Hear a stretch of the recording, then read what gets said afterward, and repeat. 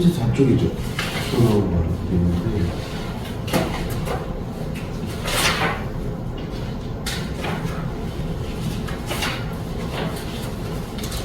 자, 그럼 뒤에 있는 4번을 한번 보세요.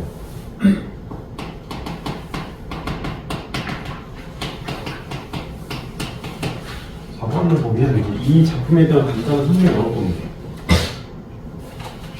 자, 복선왕가는 조선 말기의 규정가사로 제녀가에 속한 작품이다 라고 나오는데, 규방가사라는 말은 말 그대로 규방이라는 말과 그냥 가사에 합쳐진 말일 거고, 규방은 어쩌다가 거처하는 것 이런 뜻이에요. 그러니까 결국 규방가사는 화자 자체가 여성임을 알려주기 위해서 규방이라는 말을 쓴다는 얘기예요. 그래서 나중에 이제 규방이라는 게 나오면 다 그냥 여자가 화자구나 그렇게 그냥 보면 돼요. 이 내용이다. 자, 그 다음 부모가 혼인하는 말에게 주는 부녀자의 덕목에 대한 애정어린 충고를 암송하기 편한 가사 형식에 담아낸 노래가 개녀가 있는데, 그런 개녀가는 엄마가 딸에게 하는 말이 있는 거죠. 혼인할 때.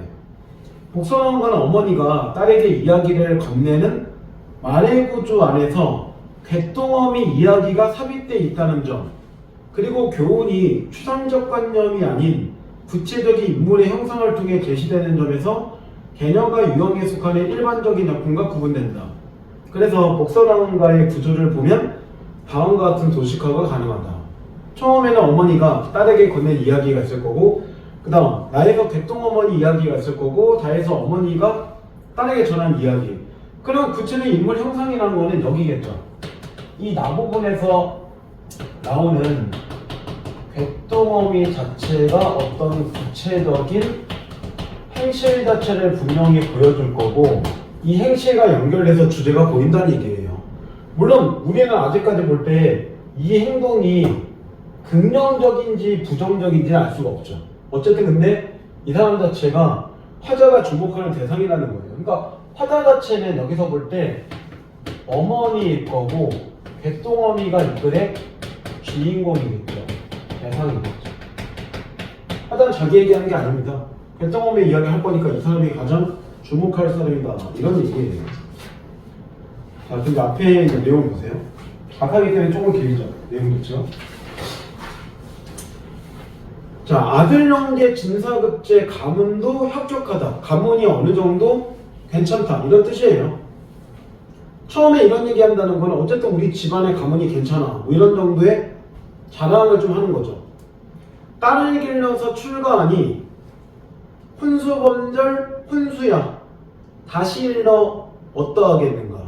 쉽게 가면 혼수 같은 거 잘 보내야지, 이런 얘기죠. 추나추동 사철이복 너의 생전에 넉넉하다. 이런 거 엄마가 잘 보내주겠다는 얘기죠. 바느질 참선체며 대마부종 춘도기여 정갈의 영매로다. 이거는 어이프에 있죠. 큰 말 자체 고삐를 잡고 가는 하인은 춘득이라고 하고, 소식을 전해주는 계집은 영매로고, 화자의 딸이 시댁 갈 때 넉넉한 재산을 가지고 여러 하인들과 함께 가는 것을 표현한 것이다. 그러니까 엄마가 딸이 결혼할 때 재산을 넉넉하게 주는 모습을 지금 보여주는 거예요. 자, 남녀 노비 다 갖추었으니 농가밭을 안 해주겠는가? 그럼 농가밭도 딸에게 어느 정도 떼준다는 얘기죠. 대양불갈, 큰 방음에도 마르지 않는 좋은 전답 300석 정도를 나중에 받을 수 있는, 쉽게 가면 뭐 추수할 수 있는 그런 밭. 그 다음 동도지 5,000량은 요용소치 유효하다. 요용소치, 그러니까 필요할 때 넉넉하게 쓸 수 있다, 이런 얘기예요. 그러면 돈도 보내고 옷도 보내고 농가 밭도 보내고 그 다음 노비들 끌고 보내고, 집안이 돈이 어느 정도 되니까 이 정도 보내는 거겠죠. 자, 나의 신행 올 때 도리어 생각난다. 그럼 나의 신행이라는 게 엄마가 딸을 이렇게 보내면서 갑자기 자기 결혼 이렇게 올 때를 한번 떠올려 본 거예요. 자, 그리고 저 건너 갯동엄이 시집살이 하던 말을 너도 들어 알거니와 대강일러 경계하나. 되게 중요한 얘기 나오죠. 이런 말이에요, 어머니가. 개똥어미 자체의 시집살이에 관한 얘기를 내가 지금 간단하게 해줄게. 근데 그걸 들으면 너는 분명히 뭐 해야 돼? 경계해야 돼. 이렇게 말한 거잖아, 문장의 의미가. 그럼 개똥어미는 분명히 경계해야 되는 사람인 거예요. 그러니까 얘는 딱 이 문장에 볼 때도 이 사람은 뭔가 정상적인 긍정기보다 시집살이가 뭔가 경계해야 되는 안 좋은 일을 했다는 얘기겠죠. 문장의 흐름대로 본다면. 그러니까 지금 엄마는 어떤 교훈을 주고 싶은 거냐면, 가서 개똥어미처럼 살지 마. 이 사람 되게 별로적인 시집살이는데 이렇게 살면 욕먹어. 그러니까 어떻게 보면 엄마는 개똥어미와 반대적인 삶을 살 수 있도록 딸에게 지침을 내려주는 그런 이야기라는 거예요. 여기 자체가. 자, 그럼 이제 그 다음 나오죠. 지금처럼 개똥어미 자체가 하는 행동들이 구체적으로 나올 거예요. 자, 제일 먼저 시켜 볼 때 제 재산, 많은 돈을 가졌다. 그래서 마당에는 노적이요, 넓은 강에 금은이라. 의도적으로 지금 대꾸 맞췄죠. 마당에는 곡식을 쌓고 넓은 강에는 금은이 있었다. 이런 얘기예요. 실행하려 오는 날에 가마문을 나누면서 눈을 들어 사방 살펴 기침하니 신부의 행실 자체가 전혀 없는 모습이었다. 이미 그러면 앞으로 하는 얘기를 보면 개똥어미는 분명히 신부가 하지 말아야 될 행동을 지금 다 한다는 얘기잖아요. 다담상 많은 음식, 생률 먹고 이상하다. 다담상이라는 것 자체가 고전에 많이 나오는데, 이 다담상이 그냥 뭐 음식 같은 거를 여러 가지 차려놓은 상을 얘기한 거예요. 그런 거를 가지고 많은 음식이 있는데 거기서 생률, 생밥이란 뜻이에요. 생밥을 먹는 게 이상해. 아니, 그 하고 많은 것 중에 왜 생을 먹어? 뭐 이거는 근데 크게 이상한 거 없어요. 자, 무슨 배가 그리 고파 국을 마시고 떡을 먹고, 여러 부녀자들이 어떻게 하나 떡 조각을 집어들고 이도 주고 저도 주고 세댁행실 전혀 없다. 보통 우리가 생각하는 고전의 세댁이란 결혼에 이제 오히려 처음 왔으니까 그냥 가속없이 보통 그냥 앉아있을 거 아니에요.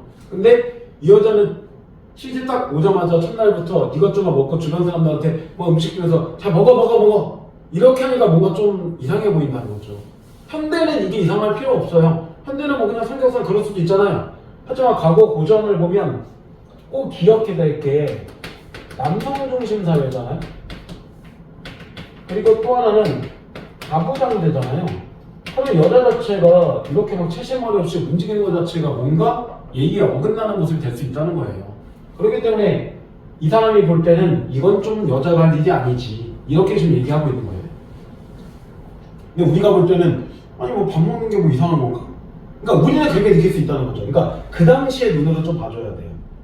자, 그 다음 입구역에 침이 흘러 연지분이 감개없고 아까울싸 대단치마 얼룩덜룩 훌륭하다. 이건 좀 이상하죠. 왜냐면 음식 먹다가 결국은 너무 많이 먹어서 막 침도 흘리고 옷에도 뭐 흘리고 이랬다는 거니까 이건 보기에 그렇게 좋은 모습이 아니죠. 신부의 행동이 그러하니 누가 아니 외면하겠는가? 누구나 다 이런 개똥어미의 모습을 외면할 거야. 이런 얘기죠. 3일 정도를 지낸 후에 그 모습도 좀 이상하다. 낮부터 낮잠 자기, 혼자 앉아 중얼거리기, 둘이 앉아 남흉 보기, 뭉틈으로 손님 보기, 밤에 올라 시비 구경, 어른 말씀에 토달고, 금강산은 어찌 알고 구경하니 둘째로다. 그러면 이 개똥어미는 뭐하고 있는 거야? 낮부터 자고 혼자 중얼거리고 남 흉보고 문틈 손님 오면 쳐다보고, 누가 어른이 말하면 에이 이거 너무 좀 그렇게 낮부터 자면 그렇지 않냐 했더니 뭐가 어째서요? 졸리면 잘 수 있지. 이렇게 토달고 금강산 혼자 구경 다니고 이러고 있다는 얘기죠. 자, 기억력 모르거든. 기억력 모른다는 거는 무식하다는 거죠. 어찌 책을 들고 앉아있는. 안지만쟁이 참 용렬하다. 용렬하다는 게 고전에서 볼 때 어떤 거냐면 좀 사람이 쫌스럽다. 근데 쫌스럽다는 것 자체가 사실 표준어가 아니기 때문에 굳이 좀 얘기하자면 약간 변변하지 못하다, 이런 정도에 쓰는 단어이기 때문에 사람 성격이 용렬하다 이런 거는 이 사람이 뭔가 대범하지 못하다는, 또는 뭔가 변변하지 못하다 이런 정도의 뜻이라서 부정적인 거예요. 걸음걸음도 다 망측함에 보인다. 그래서 다른 박쥐라는 데는 너트롯은 무슨 일인가? 치마꼬리가 헤어지고 비녀 빠져서 개가 문다. 그러니까 지금 겉모습도 제대로 신경 쓰지 않은 거죠. 허리띠를 어디다 두고 붉은 허리를 드러내고 있는가? 어른 걱정 하올 적에 쪽박 한 박 드넘지며 성내어 숫대답기 독살 부려 그릇깨기 등잔 뒤에 농복이며 가만가만 말뜻 세워 아니한 말 지어내어 일가간에는 이간질하고 좋은 물건 잠깐 보면 도적질하기도 예사이고 그 중에 행실을 봐 악한 사람 하나 부동하여 밑에 나오죠. 그런 일에 오려 한통속이 되어 착한 사람을 흉보고 제처신이 그러하니 남편 자체를 귀하게 여기겠는가. 쉽게 얘기하면 다른 일이나 바빠서 남편도 제대로 신경 쓰지 않는 여자예요. 이런 뜻이에요. 금술조차 살풀이하며 무병하냐 푸닥거리하고 있다. 그럼 푸닥거리라는 것 자체가 뭐냐면 무당을 불러서 뭔가 집안에서 계속 이런 푸닥거리 자체 구슬한다는 얘기잖아요. 의복 주고 금전 줘 아들 낳고 부귀하기. 즉 무당에게 금전 주고 의복 주고 그러니까 구슬했으니까 뭔가 줘야 될 거 아니에요. 그리고 아들 낳고 부귀하기를 바란다. 이런 얘기죠. 정성껏 빌어보서 산에 올라 산에 가서 제사하고 절에 가서 공양한들 인심이 그러하니 귀신에도 좋을 수가.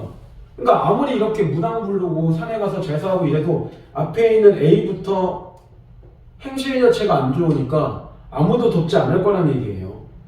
그래서 우환이 연달아 있으니 집에 죽는 사람이 없을 것이냐? 물론 이 사람이 죽였다는 뜻은 아니에요. 결국은 이 사람이 행실 자체가 바르지 않으니까 집에 불행들이 많다. 이런 얘기예요. 그럼 여기까지 볼 때 정말은 뭐예요? 행실들이 정말 구체적으로 잘 나왔죠. 개똥엄이. 그러니까 이 행실은 전부 다 정말 뭐냐면 부정적인 행실들이죠. 그러니까 엄마는 딱 봐도 객동어미처럼만 살지 않으면 괜찮은 삶이야. 이렇게 말하고 굉장히 자세하게 설명해 준 거예요. 역으로 얘기하면 자기를 시집와서 이런 거 하나도 안 했다는 거죠. 왜냐면 이런 객동어미에 대한 평가는 누가 해요? 이렇게 하는 거죠. 이렇게가 평가하고 있는 거니까 이런 굳은 행실 자체가 하자가 볼 때는 여자가 하지 말아야 될 행동이라고 생각하는 거예요. 지금 보면. 자, 그 다음 비보는 자기 딸한테 하는 얘기예요. 딸아 따라 아기 따라 복숭아하는 법이 이를 보니 분명하구나. 복숭아 밑에 나오죠. 선한 사람에게 복을 주고 악한 사람에게 재앙 내리는 게 분명하구나. 쉽게 가면 이 개똥어미는 선한 행동을 하지 않기 때문에 집에 불행이 있는 거야. 이런 얘기죠. 저건 너 개똥어미 너도 흡연 안 보았냐? 허다 세간 퍼진 천물 남용 낭식 하고 나서 그 모양이 되었구나. 밑에 나오죠. 물건을 함부로 쓰고도 아까운 줄 모르고 지나치게 쓰고 먹으니까 으이그 저런 꼴이 되는 거지 라고 엄마가 딸한테 얘기하는 거죠. 따라 구명 따라 괴똥엄이 경계해라. 구명 따는 뭐냐면 남자 형제 많은 집안에 유일한 여자 딸을 얘기하는 거예요. 자, 그래서 이런 괴똥엄이를 경계하고 너희 어미, 그럼 자기죠. 나의 살을 받아, 즉 나를 본받아 세금결시 이런 말을 부디 명심해라. 그러니까 내가 지금 하는 말 잘 명심해. 따라 울지 말고 부디부디 잘 걸어라. 효봉구구 성승문자 동기후에 지추나무. 그 밑에 다 나오죠. 시부모의 효성을 섬기고 남편의 순순히 따르고 가족끼리 화목하게 되고 이런 뜻이니까 이게 엄마가 지향하는 삶이죠. 그래서 결국은 시 자체가 화자가 생각하는 뭐가 됩니까? 생각하는 여성의 행실 이거잖아, 정확하게. 그러니까 정확하게 정말 이거에 맞춘 거죠. 아까 이 단어를 볼 때 남편을 순수하게 따라 이렇게 나오니까 이거는 완전히 가부장제 모습을 보여주고 있는 거죠. 그 다음 기쁜 소식이 들리면 내년에, 명년은 내년에 얘기하는 거예요. 내년에 3월에 화전놀이 할 때 그때 모녀가 다시 만나자. 화전놀이라는 게 포차자를 얘기해서 꽃을 가지고 뭐 전 같은 거 부쳐 먹는 거예요. 그러니까 뭐 우리가 뭐 호박전, 김치전 뭐 이런 거 먹는 것처럼 꽃을 가지고 하면 모양이 되게 예쁘게 해요. 좀 맛이야 뭐 그냥 그렇겠지만 그냥 이게 화전놀이라는 것 자체가 여자들이 집안에 보통 사대부를 보면 거의 갇혀 있잖아요. 그래서 이 화전놀이 시기에만 잠깐 나와서 이제 집 밖에서 생활할 수 있는 이런 정도의 시간을 얘기하는 거예요. 근데 전체 크게 얘기할 때는 결국은 여사가 혼인하고 그 다음에 지켜야 될 덕목들에 대한 자기 딸에 대한 지침 이런 얘기를 주는 거예요. 자, 그럼 뒤에 있는 네 문제를 한번 풀어보세요. 또 내용이상 문제가 하나 있기 때문에 시간이 조금 걸리면 되겠습니다. 4분 정도만 시간 드려볼게요.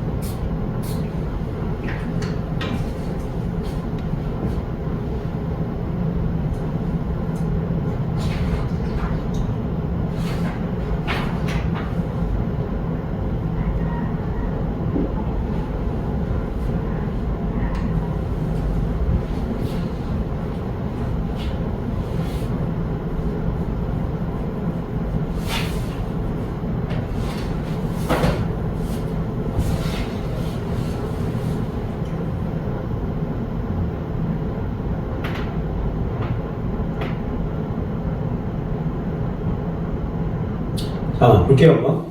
자, 1번의 답 3, 2번 답 5, 3번 답 4, 4번 정답 4 이렇게 돼요. 1번에 3번은 이유가 너무 나눠 먹어요. 그 앞에 A 부분에도 나오잖아요. A 부분에 보면 그 아까 하나, 둘, 셋, 넷, 다 여섯 번째 줄 보면 이도 주고 저도 주고 즉석 쪽에 집어두고 사람들 막 나눠주잖아요. 그러니까 3번처럼 나누어 먹는다는 거지 너무 나눠 먹지 않았다. 이건 안 맞죠. 내용이 좀 되고 이게 대신 시간이 조금 걸린다. 어다 찾아야 되기 때문에. 자, 2번 이제 보기에 그런 말 나오죠.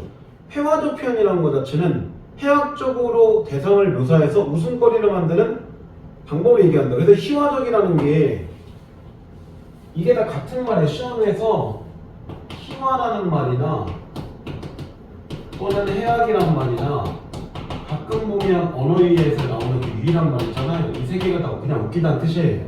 같은 뜻이에요. 전부 다. 고전을 보면. 그래서 화자가 부정들이 인식하는 대상을 독자들이 그 대상에 대해서 비판적 태도를 갖게 합니다. 이런 대상인물에 대한 부정적인 인식은 평가적 진술, 반어, 의문과 같은 수작 표현에서 제시되는데 이게 다 나온다는 게 아니라 이런 것 중에 하나로 제시되는 거니까 이 글에 이게 다 있다는 게 아니에요. 이 중에 하나 정도가 나온다는 얘기죠.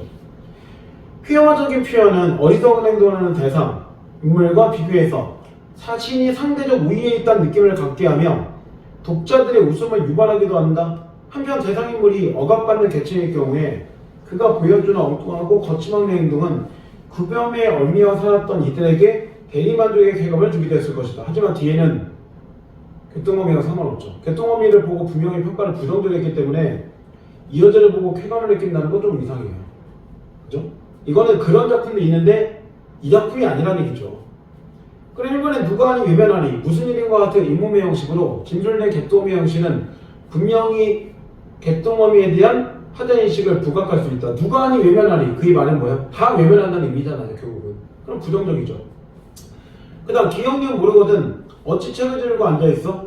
쉽게 얘기하면 기억력도 모르는데 책은 뭐로 들고 앉아있어? 이런 거니까 무시하는 거죠. 그래서 뒤에 개똥어미의 어리석은 모습은 개똥어미는 자신보다 열등한 인물을 생각하는 독자들이 웃음을 줄 수 있다. 요걸 얘기하면 자기는 기억력에는 안다는 얘기죠. 화자가 볼 때.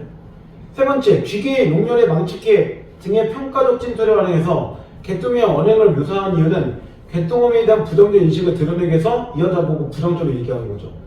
네 번째, 신부의 행실, 태백 행실과 거리가 먼 개똥어미의 행동을 화자가 해학적 묘사한 이유는 이제 신부가 될 자신의 딸이 개똥어미에 대해서 비판적 태도를 갖기 바라기 때문이다. 그렇죠. 그러니까 이런 행동 하지 말라고 하는 거니까. 근데 백주의 낮잠자기, 어른 말씀 토달기와 같은 거침없는 행동을 통해서 개똥어미의 모습을 묘사한 이유는 여기까지 맞아요. 하지만 규범에 얽매인 여성의 현실의 비판적인 화자가 아니죠. 화자는 아까 맨 마지막에 시를 가지고 볼 때 효봉구구, 승승군자, 지치마목을 해. 이거 다 뭐 한 거예요? 규범대로 생활하라는 얘기잖아요. 그러니까 화자 자체가 규범에 얽매인 여자를 비판하는 게 아니라 이런 규범을 지키지 않고 있는 개똥어미를 비판하는 거잖아요. 그러니까 정답 5번밖에 안 나오죠. 그러니까 화자 자체는 정확하게 가부장제 사회에서 지켜야 될 정목을 잘 지키라고 얘기하는 사람이에요. 그러니까 그런 거를 비판할 이유가 없죠.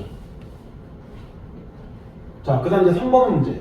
3번은 B는 개똥어미의 행적을 얘기한 거고 C 같은 경우는 개똥어미의 행적을 얘기한 게 아니었으니까 1번은 B만 맞는 거죠. 그리고 나서 살림만 한 게 없어요. 다 나머지 틀렸고 4번에 볼 때 B에는 물질적 면에 대한 경계. 그래서 B를 보면 분명히 어떤 게 있어? 호진천물 남용남식.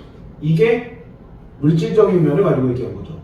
그 다음 C에 나오는 표본고고 승승자 동기후회 지춘하고 이런 것들이 지향해야 될 태도가 되는 거죠. 화자가 이런 거 자기 따라 하라고 했으니까. 그래서 정답 4번 이렇게 나오는 거고. 자, 그 다음 이제 4번 적절히 나눈 거죠. 자, 1. 가문이 엄격하다. 혼수범들 치행이야 다시 어떠하리 에서 드러나는 가문의 위란 거는 우리 가문이 다른 나라보다 조금 더 낫다는 위험을 얘기하는 거죠. 그런 건 나의 우환이 많으니 사망인데 없을 순간에 나타난 괴똥어미 집안의 상황과 반대적이다. 그래서 다해서 개똥어미를 경계하고 나를 본받아라 이렇게 얘기하는 거죠. 그래서 엄마는 자기 가문 자체는 굉장히 뛰어나다 이렇게 드러내고 있는 거예요. 두 번째, 어머니가 자신의 딸과 가문에 대해서 이야기하는 가는 저 건너의 말을 기점으로 개똥어미를 이야기하는 거로 전환되고 있죠. 그래서 저 건너 개똥어미는 일생가로부터 전환되는 거고. 세 번째, 나의 제일 처음 시집 올 때 제 가산이 만금이라 나타난 개똥어미의 모습은 혼인할 때 개똥어미가 제사를 많이 갖고 온 거죠. 맞아요, 이것도. 그 다음 네 번째, 따라 고명따라 하고 딸을 부르는 말을 시작으로 나에서다로 전환되면서 딸에게 가르치려는 부녀자의 덕목이 구체적인 인물 형상을 통해 드러내고 있다. 근데 실제로 구체적인 인물 행상은 개똥어미가 안 나오고 개똥어미의 행상은 전혀 뭐가 아니야. 부녀자의 덕목이 아니잖아요. 안 맞죠? 그리고 실제로 엄마가 딸에게 그런 부녀자의 덕목을 얘기한 건 15분인데 15분에는 아예 행실 자체를 얘기한 게 아니죠. 시는 그냥 시부모를 어떻게 해? 잘 섬기고 남편 잘 따르고 가족끼리 화목하게 되느라. 근데 그거 어떻게 행동으로 보여준 게 아니잖아요. 그러니까 시 안에는 분열자의 덕목이 나온 거지만 구체적인 인물의 형상을 통해 제시된 건 아니죠. 또 이렇게도 어차피 안 맞아요. 그러니까 정답 4번 나오죠. 마지막, 내년 3월 하류시에 모녀성동 하느니라에는 딸을 길러 출간에 제시되는 상황에서 딸이 느끼게 될 감정을 해야 딸을 위로해준다. 왜냐면 엄마가 옆에 없으면 딸이 그 집에 가서 혼자 힘들 거잖아. 그러니까 엄마가 일부러 얘기한 거죠. 좀 참아. 하전놀이 하기 전까지. 그때 엄마 다시 만나면 엄마한테 이제 힘든 거 얘기하면 되잖아. 이런 거죠. 그 얘기는 뭐냐면 과거에는 두 가지를 볼 수 있어요. 엄마나 아빠나 즉 며느리가 친정을 갈 수는 있지만 친정에 갈 수 있는 시기가 지금과 다르게 좀 제한이 있다는 거죠. 그러니까 무조건 갈 수 있는 게 아니에요. 가긴 가지만 때에 따라서 시기에 따라 가기 때문에 지금처럼 시도 없이 엄마한테 전화하거나 오거나 뭐 이런 거 자체는 안 된다는 거죠. 이게 조금 이제 단절적이다면 이런 걸 볼 수 있는 거예요. 그 다음 이제 일동장휴가로 넘어가세요. 일동장휴가는 사실 지금 좀 길게 나오는데 이게 전문의 한 10분의 1도 안 되는 내용입니다. 그 얘기는 뭐냐면 나중에 제목이 똑같은 일종장을 봐도 완전히 다른 내용일 수도 있다는 거예요. 원래 되게 길어요, 일종장 자체가. 근데 여기는 정말 그 길만 나온 거라서. 가사 같은 경우는 정말 길면 한 100장 내는 것도 있어요. 그 중에 한쪽 나오면 우리가 내용 어떻게 합니까? 그래서 이거 나중에 제목만 똑같고 바뀔 수 있어요. 자, 3번의 보기로 가보세요. 3번 보기로 보면 이런 말 나오죠? 일동장휴가는 작가가 통신사 일원으로 참여하는 경험을 바탕으로. 통신사가 뭐냐면 다른 나라에 이제 임금 대신해서 뭐 인사하고 뭐 이러려고 가는 사람이에요. 일종의 외교관 같은 사람이죠. 그래서 일본의 풍물과 생활상을 노래한 작품이다. 이 과정에서 화자는 일본의 문화를 조선의 문화와 대비시키며 자국의 문화에 대해서 성찰하는데 돌아보는데 지식인의 시선으로 타국의 문명을 바라보며 일본의 문명을 바라보며 그 화려함과 사치스러움의 놀라움을 드러내기도 하지만 그것은 단순히 감탄에 그칠 뿐이다. 화자는 근본적으로 문명국인 조선의 문인으로 자국과 일본을 문화와 야만으로 나누고 있기 때문에 일본의 풍족한 자유 환경에는 부러운 마음을 내비치면서도 풍속의 미가임에 대해서는 비판한다. 이로써 조선이 문화적으로 우위에 서 있다는 문명인으로서의 자긍심을 분명히 한 것이다. 그러면 실제로 일본의 문화에 대해서는 감탄하지만 일본 자체를 우리보다는 떨어지는 미개한 애를 일본으로 취급하는 거죠. 왜? 자국의 입장으로 생각하는 거니까. 그러면 이 사람은 그게 없는 거죠. 다원주의가 없는 거죠. 다원주의보다는 우리 중심으로 해서 산 사람 딴 쪽을 무시하는 거니까 약간 배타주의 이런 게 있는 건지 문화상대주의하고 반대로 얘기하는 거예요. 그러니까 자기감을 되게 잘 따라야겠죠. 자, 그럼 내용 한번 보세요. 자, 장풍에 돛을 달고 6선이 함께 떠납니다. 왜냐면 이게 혼자 가는 게 아니라 통신사로 가는 거기 때문에 공적인 업무를 담당하니까 많은 사람들이 같이 가는 거예요. 사면과 군악 소리가 해변에 진동한다. 근데 군악 소리가 사실 바다를 진동시킬 수는 없잖아요. 그러니까 이거는 과장이죠. 딱 봐도. 물속의 고기들이 다 놀랄 것이다. 해고에 얼른 나서 오륙들을 뒤에 지우고, 오륙들은 섬을 얘기한 건데 쉽게 얘기하면 과거에는 일본을 갈 때 배로 갈 거 아니에요. 그러면 만약 이런 식으로 뭐 있다고 치면 이쪽이 제주도고 이쪽이 이렇게 일본이 있다면 실제로 부산이나 뭐 포항이나 이런 데서 떠날 거 아니에요. 그리고 이제 쭉 가다 보면 이 섬이 뒤에 있겠죠. 내가 앞으로 이쪽으로 이동할 거니까. 그러니까 오륙들을 뒤에 지는다는 거는 오륙줄을 지나서 오륙주가 이제 뒤에 보인다 이런 뜻이에요. 그렇다고 지나갈 거니까. 당연히 이게 며칠 정도 이상의 시간이 걸릴 겁니다. 가는데.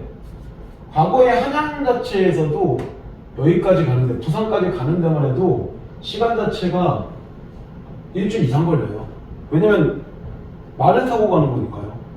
말이 뭐 지칠 수도 있고, 그리고 이게 지금 행렬이 나 혼자 가는 게 아니라 많은 사람이 같이 가기 때문에 이미 여기까지 오는 데만 해도 거의 한 보름 이상의 시간이 걸릴 거라서 실제 일본까지 가는데 만약 여기서부터 출발하면 약 한 달 정도의 시간을 가지고 가봐야 돼요. 그래서 이게 여정이 길어지는 내용이 나올 수밖에 없어요, 실제로. 그리고 가서 또 몇 달 정도 뭐 일본 왕이나 뭐 벼슬아치 때가 또 얘기하고 뭐하고 이럴 거니까 시간이 되게 많이 걸리겠죠. 그리고 또 돌아온 얘기까지 하는 거니까 이게 몇 달 정도의 시간을 쓰는 거기 때문에 되게 길게 썼어요, 사실. 자, 이제 그 다음 나라들은 조선을 돌아보니 밤색이 아득해 보인다. 그래서 아무것도 아니 보이고 연의 각침포에 불빛 두어 점이 구름밖에 보일만하다. 그러니까 점점 조선하고 멀어진다는 얘기죠. 자, 배방에 누워있어 내신대 생각하니 가뜩이나 심란한데 태풍이 일어난다. 그래 안 좋네 상황이. 태산 같은 성난 물결 천지자욱하니, 그럼 태산 같은 지구법이죠.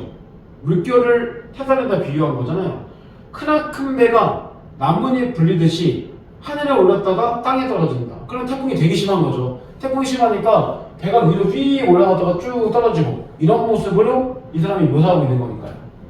그래서 12발의 쌍독대가 나무가지처럼 굽어있고 흰두폭 초석의 돛은 밤달처럼 훅 모아서 바람 때문에 끊어질 것 같이 푹 이렇게 커지고 있다는 거죠. 자, 붉은 울의 잠벼락은 등 안에서 진동하고 성난골의 동안용은 물속에 이동한다. 근데 실제로 용이 사람이 볼 수가 있는 게 아니잖아요. 그러니까 이건 비유적이죠. 그래서 이 성난골이나 용은 파도를 비유한 거겠죠. 파도들이 그렇게 우리를 힘들게 하니 방 속의 요강 그릇이 자빠지고 엎어지며, 요강이 그거잖아요. 그 오줌 누는 그릇. 이 안에 뭐 화장실 없을 거니까. 상하좌우 배방 널든 잎잎이 우는구나. 그러니까 사람들 막 울고 막 정신없는 거죠. 이윽고 해가 돋았다. 해가 돋았다는 건 이제 태풍이 가라앉은 상태를 얘기하는 거죠. 장가나 나가서 한번 구경 좀 해보자 어떤지. 안에 있다가 이제 해가 뜨고 태풍이 가라앉으니까 밖에 나와보는 거죠. 일어나 배문 열고 문설주 잡고 서서 산을 보라 보니 와 대단하다. 천지간에 이런 구경이 또 있을까? 드넓은 우주 속에 물밖에 안 보인다. 그러니까 태풍으로 인해서 어딘가 쪽 무기를 왔는데 주변에 아무것도 안 보이고 바다밖에 보이지 않는다는 거예요. 그럼 나머지 배하고도 다 뭐한 거야? 떨어 있는 거죠. 띄엄띄엄. 그래서 뒤쪽을 돌아보니 동네산이 눈썹같이 보인다. 그럼 되게 작게 보인다는 거죠. 그리고 동남을 바라보니 바다가 끝이 없어. 위아래로 푸른 빛이 하늘밖에 닿아있다. 실제로 다큐멘터리 이런 거 보면 이렇게 돼 있잖아요. 배 안에서 넓은 바다 보면 이렇게가 여기가 바다고, 그리고 여긴 다 그냥 하늘인 거야. 그죠? 그런 모습을 얘기한 거야 이 사람이. 그러니까 아무것도 없이 바다만 쭉 펼쳐있고 바로 그냥 하늘이 있고 뭐 아무것도 없네? 이런 뜻이에요. 자, 슬프다. 우리 길이 어디로 가는 건지, 그러니까 여기 어딘지 모르겠어. 우리 일본 가야 되는데 여기 어디지? 이런 얘기죠. 함께 떠난 5배는 어디 간지를 모르겠어. 그래서 사변을 돌아보니 이따금 물결 속에 부채만한 작은 도시 들락날락한 게 보여. 그러니까 어딘가 우리와 같이 떠난 배가 보이긴 하는데 너무 멀어서 어디 있는지 정확하게 모르겠어. 이런 뜻이에요. 배 안을 돌아보니 저마다 다 멀미하고 똥물을 토하고 혼돈에 죽게 하네. 다행히 종사상은 앉아있다. 종사상이 뭐냐면 통신사 우두머리 얘기한 거예요. 이 사람은 멀쩡하구나. 어쨌든 살았구나. 이런 얘기죠. 만약 이 사람이 죽으면 여기서 뭐 해야 돼? 종사상을 다시 세워야죠. 다시 나가 돌아갈 수는 없습니다. 언제 또 들어갔다 언제 다시 볼까? 자, 배방에 들어 눈 감고 누웠더니 대마도 가깝다고 사공이 이래거든. 그럼 대마도가 일본 땅이니까 일본이 가까이 온 거네요. 다시 일어나 나와보니 10리 정도 나왔구나. 10리 정도면 한 40km 정도? 아직도 먼 거예요. 근데 저 멀리서 문제 보이겠죠. 외선 시려척이 예선차로 모두 왔네. 그럼 마중 나와 있는 거죠. 그래서 이제 중략 전까지는 일본에 도착하는 과정 정도만 나온 거고, 중략 이후 내용이 이제 뭐냐면 일본에 도착해서 아까 일본에 대한 뭔가 문화 이런 거에 관한 얘기 한다고 그랬잖아요. 그래서 그런 문화를 얘기하는 게 중략 이후예요. 한참 많이 중략되어 있는 겁니다. 자, 28일 발행할 때 수백 피의 그만준마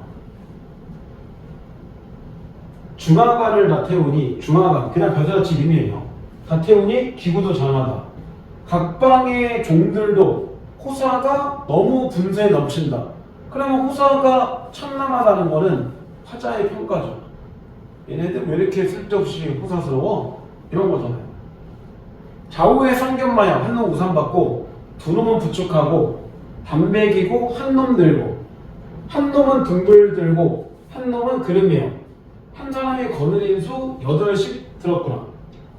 나하고 선문사는 가마 타고 먼저 가니 그만 지은 제고, 재다는 게 빠르다는 뜻이에요. 여기서는 발걸음이 재다 이렇게 쓸 때라서 빠르고 큰 말 등기말이 앞에 있다. 여염이라는 거는 고전에서 어떤 뜻이냐면 그냥 일반 백성들이 사는 집 이런 뜻이에요. 그래서 집들도 왕왕 있고 흔할 순 대밭도 많이 있구나. 그러니까 일본에는 그 당시에 대밭이 많았다는 얘기겠죠. 토지가 기름져서 농가 밭이 참 좋아 보인다. 20리의 실상사, 그럼 사니까 절 이름이죠. 이 절이 참사장 가서 조복할 때, 조복이라는 것 자체가 임금에게 뭔가 인사할 때 뭐 입는 옷, 뭐 이런 걸 얘기한 거죠. 자, 나는 내리지 않고 외성으로 바로 가니 사람들이 부유하기가 대판보다는 못해도 서에서 동해 가기 삼신이라는구나. 그러니까 대판보다는 부유하지 않아도 나름대로 부유한데 이런 뜻이에요. 대판이 지금 치면 오사카를 얘기하는 거예요. 그러니까 지금 내가 와 있는 일본이 오사카보다는 좀 더 덜 화려한데 뭐 이런 정도 뜻이겠죠. 반사는 문룡사고 5층 문류 위에 연암은 구리 기둥이 하늘까지, 즉 운이 구름문자니까 구름까지 닿을 정도로 기둥을 되게 높게 세웠구나 이런 얘기예요. 수석, 물과 돌도 신기하게 생겼고 촉수, 대나무도 정치 있게 보이네. 외왕이 사는 곳이라 사치가 측량이 없구나. 외왕이 사는 곳이라 참 사치스럽네 이런 얘기죠. 산의 형세가 웅장하고 수세에도 모습도 사방으로 쭉 보니까 오기아천리가 있다. 오기아천리, 기름진 땅 이런 뜻이에요. 기름진 땅들이 많으니 아깝고 애달프구나. 왜? 우리 게 아니니까. 일본을 보니까 이제 배 아픈 거예요. 뭐야, 우리는 이렇게 기름진 땅 없는데 얘네 왜 이렇게 기름져? 짜증나게? 이런 정도의 의미죠. 일이 좋은 천부금탕, 일이 좋은 천하의 뭐 아름다운 곳, 외놈들의 기물이 되어. 근데 외놈이라고 했잖아요. 지금 이 사람이 일본인이 아니라 일본이 비하하고 있는 거죠. 이 사람은 일본이 무시하고 있는 거예요. 마음속에. 그 외놈의 기물 내어 황제라 칭하고 자손들에게 그렇게 전하고 있으니 개돼지 같은 비린 모습들을 다 없애버리고 사천리 60주를 조선 땅을 만들어서 임금의 목욕 간격 예의국을 만들고 싶구나. 쉽게 가면 이런 좋은 땅들을 다 우리가 가지고 우리 임금께 바치고 싶구나. 그러니까 상당히 어떤 거냐면 자국 중심주의 마인드가 있는 거죠. 이건 그만큼 뭐냐면 일본에게 우리가 이제 보면 과거에 그런 거 있잖아요. 인지능이나 뭐 그런 거 있잖아요. 그런 거를 하고 이제 당하고 이러니까 어쩔 수 없이 화친을 해서 이렇게 통신나도 보내고 하지만 아직 마음에 뭐가 있는 거야. 좀 분노가 남아있는 상태인 거예요. 어떻게 보면. 좀 길게 하죠. 자, 그리고 이제 3번까지 문제를 한번 풀어보세요. 그것도 1번에 시간이 조금 걸릴 수 있습니다.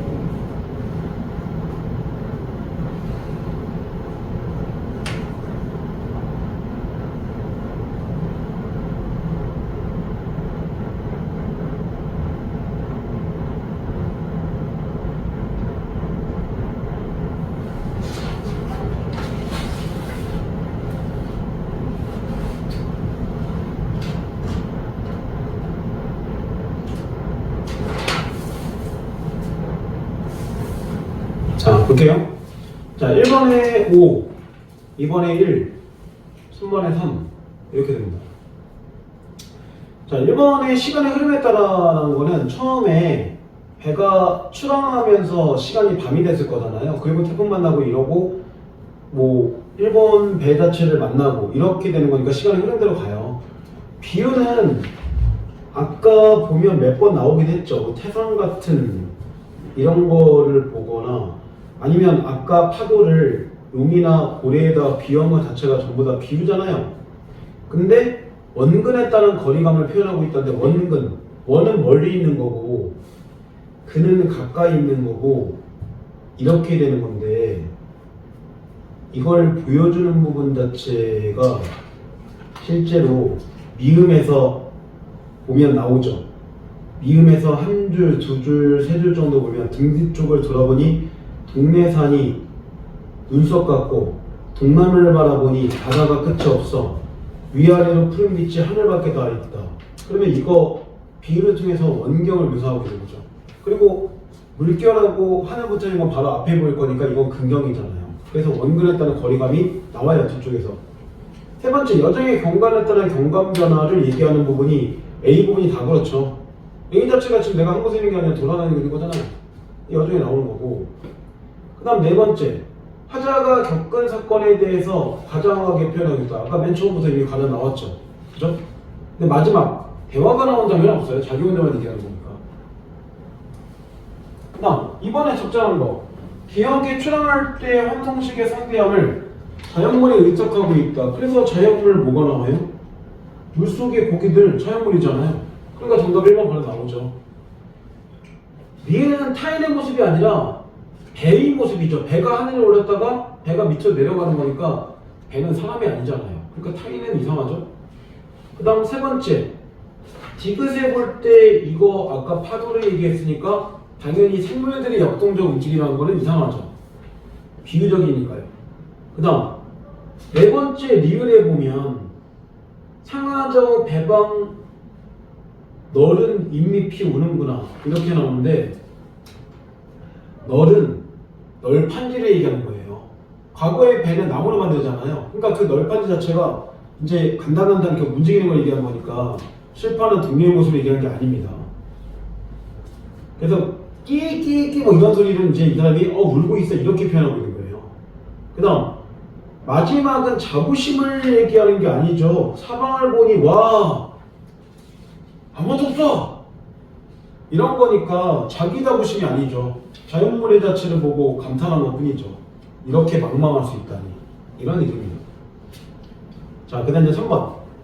자, 1번에 수백 필의 그만둔맛 중화관을 다 태우는 것과 노자들의 호사를 보고 보인 반응에서 사치스러움에 대해서 놀라고 있다. 그러니까 일부러 뭐겠어? 얘네 참 호사스러워 이렇게 얘기하고 있는 거죠. 내가 더 호사스러우면 얘네 보고 에이그 변변치 못하네 이렇게 얘기할 거잖아요. 근데 자기가 볼 때 호사스럽다는 건 나는 그렇게 화려하지 못하다는 얘기죠. 그 다음 두 번째, 연합은 구리기 등이 구름까지 닿았구나 한 것과 수속도 기절하고 족수도 흥치가 있네 라고 한 거는 감탄하는 거죠. 되게 건물이 되게 큰데? 이런 거니까요. 그 다음 외양이 사는 곳이라 사치가 침략했다고 한 것과 황제라 침하고 자손들을 전순하니 해서 일본의 미개한 문화와 대비해서 자국의 문화를 역사적 관점에서 성찰하고 있다. 근데 외양 사는 곳이 그냥 사치가 많아. 이건 역사하고 아무 상관도 없잖아요. 자기가 그냥 주관적인 평가를 하는 거죠. 역사적 평가를 할 거면 이렇게 해야죠. 사치가 일본의 과거에는 없었는데 지금은 이런 가치가 있고 그리고 이런 것들 다른 나라나 뭐 중국이 볼 때 어떻게 생각할 텐데 이런 식의 이야기를 했었어야죠. 근데 그런 얘기가 전혀 없고 지금 내가 보니까 그냥 사치스러운데 이랬으니까 이건 지금 바라보는 현재의 관점에서 주관적인 감상을 하고 있는 거죠. 정답 3번. 그 다음 네 번째, 산행이 운전하고 서재도 한포하여 생긴 옥야총리를 두고 화자가 아깝고 애달파하는 것에서 일본이 갖고 있는 천혜 환경에 대한 부러운 마음이 있죠. 왜? 옥야철리 아까 기름진 땅이라고 그랬는데 우리는 이런 게 없으니까 부러운 거죠. 그 다음 일본을 두고 외놈이라고 하고 개돼지 같다고 한 것과 그들의 예의를 잇는 나라를 만들고자 한 것에서 일본을 야만적으로 보면 왜? 개돼지에 비교했으니까요. 조선이 문화적으로 우위했으니까 우리의 예의를 얘네한테 알려줘서 얘네를 예의 있게 만들어야겠어 라고 한 거니까 우리나라 문명에 대한 자부심이 있는 거죠. 이건 자존심일 수도 있고 또 하나는 뭐냐면 얘네들 이렇게 해도 돼요. 얘네를 비하하는 표현이라고 봐도 돼요. 같은 말이니까요. 이거는. 자, 그 다음 이제 세 번째 거는 2개짜리인데 이번에 보기를 봐보세요. 이번에 보기를 보면 이런 말이 나옵니다. 자, 20세기 초에 크게 유행한 작가는 널리 알려진 부분에서 일부 장면을 채용하는데 남녀 간의 사랑과 이별, 부기대에 대한 대중의 세속적인 욕망을 고려하여 물질적 가치를 중시하는 사회성을 반영하여 기존의 내용을 유지하거나 변형하고 있다. 작가는 거의 보면 가사처럼 보여요. 근데 이제 작가와 가사의 굳이 차이점 보면 작가라는 거는 그 당시에 유행했던 것들을 짜집게 했다는 얘기예요. 가사는 자기가 그냥 순수하게 지었던 뜻이고. 그러니까 작가의 종류에 대한 거는 시험에 안 나와요. 그냥 시구나 이렇게만 알면 돼요, 우리는. 자, 세 번째, 이때 특정 구절을 반복해서 음악적 효과를 살리기도 했으며 기존의 작품에 없던 일상어들을 추가해서 대중의 욕망에 부응하기도 하고 비유나 음성상징을 활용해서 대중의 선한 장면을 생동감 있게 표현하기도 합니다.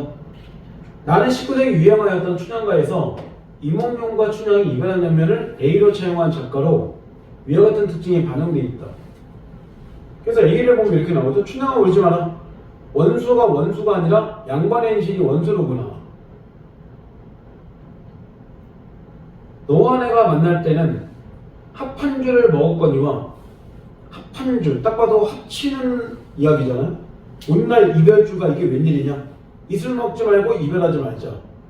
화랑나길 수은기는 소퉁국의 모자 이별. 정각관산 노기중의 오희월녀의 부부 이별. 초가사면 만영월의 초패왕 우미인이 이별할. 그런 모습. 업무사다봉의 왕소궁과 항궁의 이별. 서출 양감 무고인은 위성조 붕의 이별. 친구의 이별. 이런 이별이 다 있는데 이거 다 중국의 고사 활용한 거예요. 너와 나의 당한 이별, 만날 날이 또 있을 것이니 서로 말고 잘 있거나. 즉 우리는 나중에 재회할 거야. 일단 기다려. 뭐 이런 얘기죠. 도련님이 금강을 끌러 대모석경을 내어주며 아나 춘향아 거울 받아라.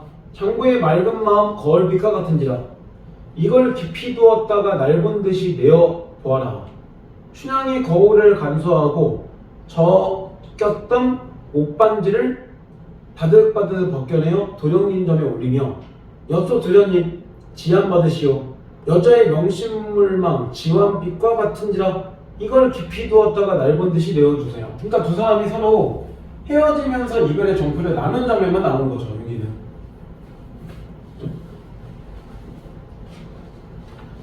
자, 그리고 이제 3번의 보기를 봐보세요. 3번의 보기는 그 정표에 관한 얘기를 같이 이야기하는 패턴을 나옵니다. 그 정표는 간절한 점을 드러내기 위해 보이는 물품을 주거나 또는 그 물품을 이라는 의미로 남녀 간의 애정 성취를 위한 수단이거나 혼인 성사를 증명하는 수단이 되기도 한다.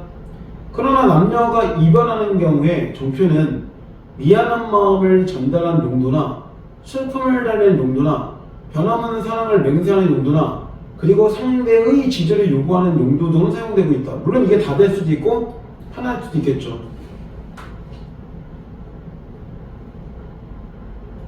그럼 앞에 있는 그 A 부분에서는 춘향이에게 거울을 준 건 무슨 의미야? 이별할 때 미안한 마음을 전달하는 거겠죠. 근데 춘향이가 이걸 보면서 날 본 듯이 있어? 라고 얘기한다는 건 딴 여자 만나지 말라는 거죠. 그러니까 이런 거는 상대의 지도를 요구하는 거겠죠. 이런 정도의 의미들이 있다는 얘기예요. 자, 그럼 이제 가를 한번 봐보세요. 화난설원의 견응이라는 뜻은 원래는 딱 봐도 오른쪽에 한자 쭉 써 있으니까 한시죠. 한시는 대부분 현대분이 상당히 많이 하기 때문에 별로 고정 같은 느낌이 안 들어요, 사실. 화난설원은 되게 중요한 사람입니다. 화난설원이 누구냐면 허균의 누이예요. 허균은 들어는 봤죠. 홍길동전 지은 사람. 근데 사실 허균이 홍길동전을 지었기 때문에 그냥 유명한 게 아니라 원래 집안 자체가 되게 나름대로 어느 정도 명망 있는 사대부 집안이에요. 허균네 집이. 그래서 다들 보면 문장들을 되게 잘 써요. 화난설원도 가끔 모의고사 기출 문제 되게 많이 나오는 사람 중에 하나입니다. 여사 작가 중에는. 그래서 잘 쓴다는 얘기죠. 신당장에 오히려 나올 일이 없어요, 별로. 생각보다. 자, 근데 가를 봐보세요, 한번. 나에게 아름다운 비단한 필이 있어. 먼지를 털어내면 맑은 눈이 났었습니다. 봉황새 한 쌍이 마주복에 수놓여 있어. 반짝이는 그 무늬가 정말 눈부셨어요. 여러 해의 장롱 속에 간직했다가 오늘 아침 님에게 정표를 드립니다. 그럼 여기서 비단 한 필이 뭐가 되는 거야? 이 비단 한 필 자체가 님에게 주는 정표가 되겠죠. 자, 님의 바지 짓는 거야 아깝지 않지만 다른 여인 치맛감으로는 주지 마세요. 또는 다른 여인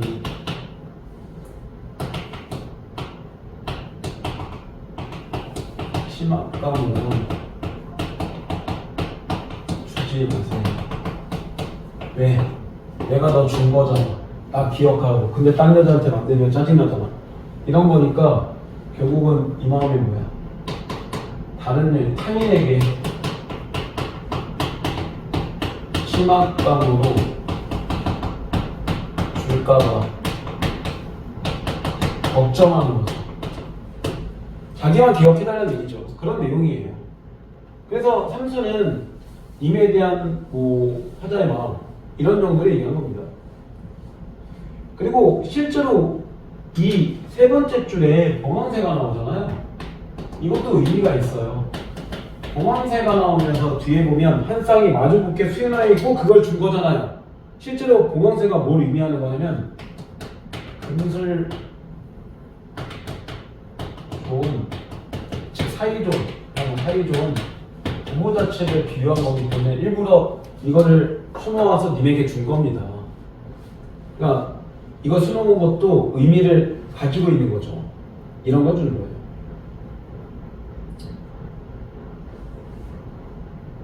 그 다음 두 번째, 사수. 보배스러운 순금으로 반달 모양의 놀이개를 만들었죠. 시집 올 때 시부모님이 주신 거라서 다운 비단 치마에 차고 다녔죠. 오는 길 떠나시는 님에게 드리오니 서방님 전표로 차고 다니세요. 그러면 여기서 마찬가지죠. 우리에게도 뭐가 되는 거예요? 님에게 주는 전표가 되는 거죠. 뒤에 길가에 버려도 상관없지만 새 여인 허리띠에만은 달아주지 마세요. 똑같은 얘기죠. 그럼 이거 타인에게 주는 것에 대해서는 걱정하고 있는 거죠. 그러니까 이 견해의 내용은 그냥 그밖에 없어요. 님에게 전표 주는데 이 전표 딴 사람한테 주지 마라. 인간적으로 나 좀 기억해라. 자기 기억하는 얘기죠. 결국에 그런 내용을 얘기해요.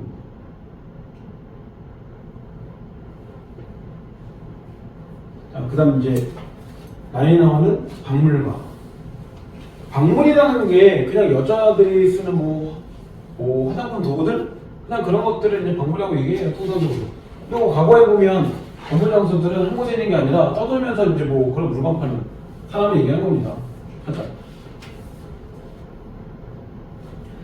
자, 서방님 정떼고 이별하는데도 날 버리고 못 가리라. 그 얘기 뭐야? 이별 안 하고 싶다는 얘기죠. 오늘 떠나는 송근 님 가는데 백년소첩 나도 가고 싶습니다. 그 얘기 뭐야? 이별을 거부하는 거죠. 님을 따라가고 싶다는 얘기고. 그래서 기억이 얘기하죠. 날 데려가오, 날 데려가오, 날 데려가오. 한양낭부님 날 데려가오. 기억은 정확하게 이별하고 싶지 않은 거예요. 나는 죽네, 임자라야금 나는 죽네. 이게 진짜 죽는다는 게 아니라 님이 없으면 죽을 것 같은 마음이 있네 이런 얘기니까 그만큼 이별을 슬퍼하는 모습이죠. 내 무엇을 달라고 하느냐? 너의 소원을 달려라. 여기서 하나 볼 게 있어요. 이 시기 때문에 여기서 안 보이지만 지금 이 네 줄까지 이 나에서 볼 때 처음부터 네 줄까지는 떠나는 사람이 아니라 떠나는 걸 막는 자가 얘기한 거죠. 어떻게 보면 여자가 얘기한 거예요. 근데 다섯 번째 줄 잠깐 보면 무엇을 달라고 하냐? 네 소원을 달려라. 그래서 이 다섯 줄은 남자가 얘기한 거예요. 혹시 원하는 거 있어? 줄게. 그 얘기는 뭐야? 이거 먹고 떨어져. 그러니까 자기 찜찜한 걸 없애기 위해서 여자한테 뭘 주겠다는 거죠.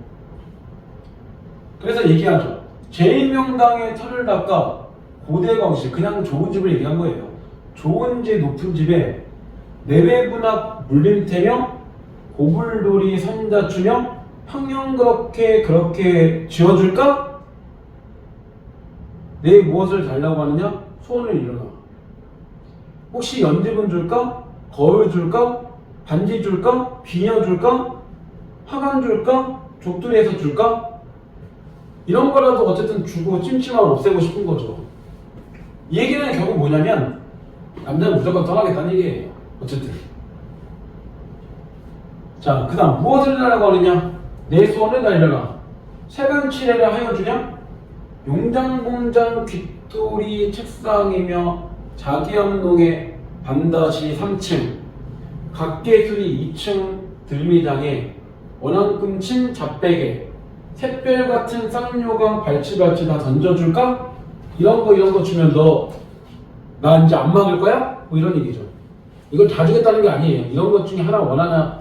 그렇게 물어본 것 뿐이지. 그 다음 무엇을 달라고 하느냐? 내 소원을 일어나 의복칠에 하나 해줄까?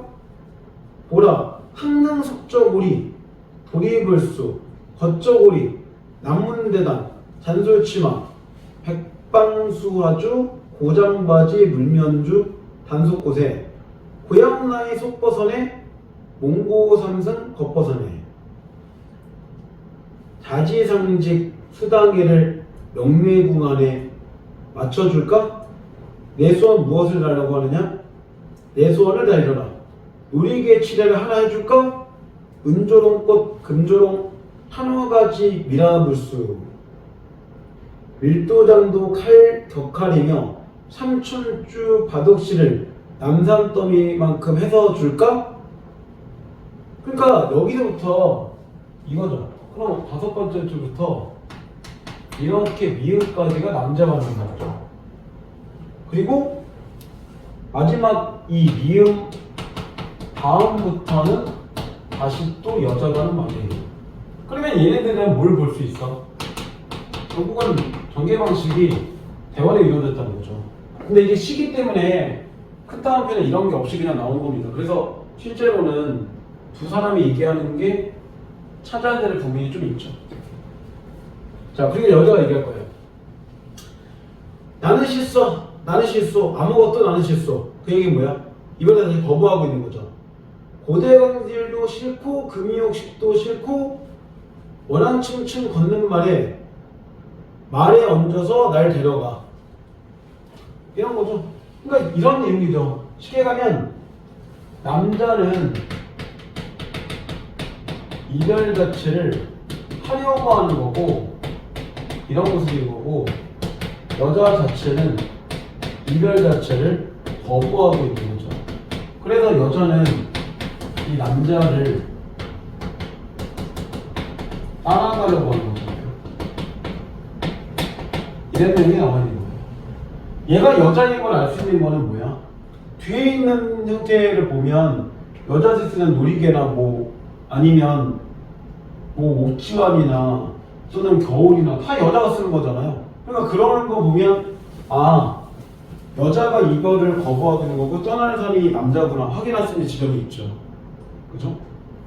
그런 겁니다 다. 그럼 두 개의 시는 공통점이 있죠. 둘 다 이별에 관한 얘기. 이게 공통점이고 그렇습니다. 자, 그런데 3번까지 한번 문제를 풀어보세요.